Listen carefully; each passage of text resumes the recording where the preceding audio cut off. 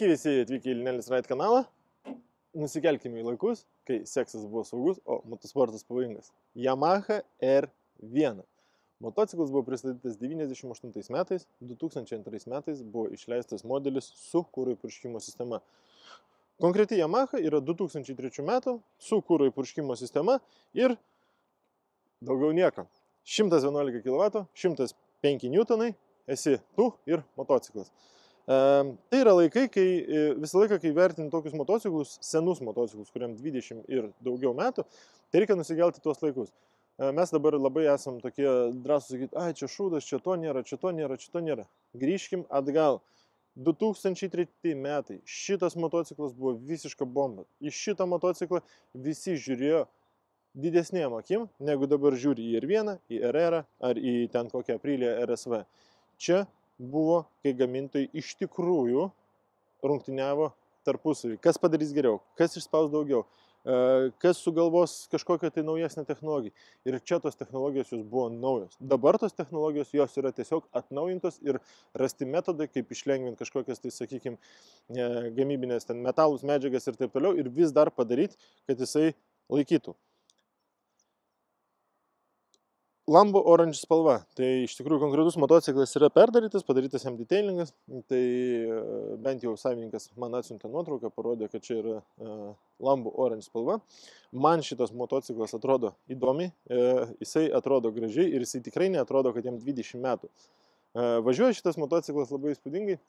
Iš pradžių, kai atsisėdau, tai man toks buvo labai toks nejaukumo jausmas. Prie jo tikrai reikia apsiprast.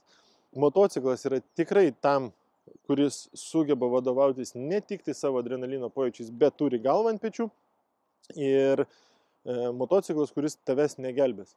Tai tiesiog esi tu ir motociklas. Kiekviena tavo klaida gali baigtis labai liūdnom pasekmėm. Konkrečiam motociklė tai iš tikrųjų daug kažkokių modifikacijų nėra, por to, kad gražiai nudažytas, uždėtis laidiriukai, Akrapovičiaus išmetimas, Olenso demperis, kurį vėliau pamatysit, reguliuojamas rankenėlės ir daug maž tiek. Tai sekantis modelis jau išėjo 2004 metais, Yamaha apskritai kiekvienais metais vis kažką dadėdavo, kažkur kažką pailgindavo, kažkur kažką patrumpindavo ir bandydavo išgauti vis kažkokį tai geresnį rezultatą. Motociklas įsibėgėjo nuo 0 iki 100 per 3 sekundės. Tai jūs dabar grįžkite 20 metų atgal ir įsivaizduokit 3 sekundės 0 iki 100. Nu tikrai, sutikit, tai yra įspūdingi skaičiai. Dabar aš neturiu tokio motociklo, aš pamatau, wow, koks čia motociklas ir aš net nežinau, kokia yra ta iš tikrųjų emocija, kai nieko nebuvo, arba kai buvo labai nedaug ir kai kažkas tikrai gerai padaro ir jie tikrai susėdė labai stipriai tą viską darė. Nu ką, o dabar sėdam, važiuojam ir tada pamatysi daugiau. Tai va, aš jau ant motociklo, 2003 metais čia nekvepia.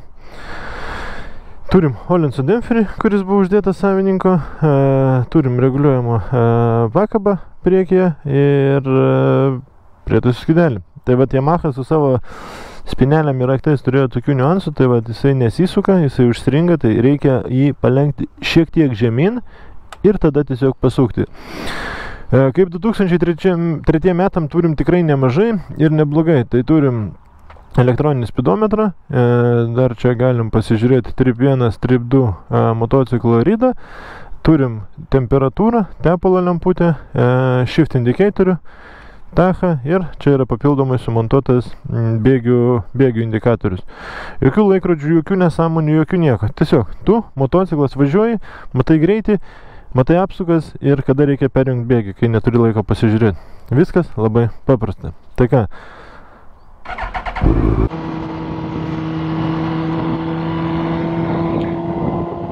2003 metai. Nu, iš tikrųjų sėdžiu aš, kadangi čia yra dar uždėti sportiniai pakojai, nes savininkas važiuoja žiedę, su juo aukštadvarį mokosi, treniruojasi. Tai, sakykime, tas sėdėsina ir jinai yra,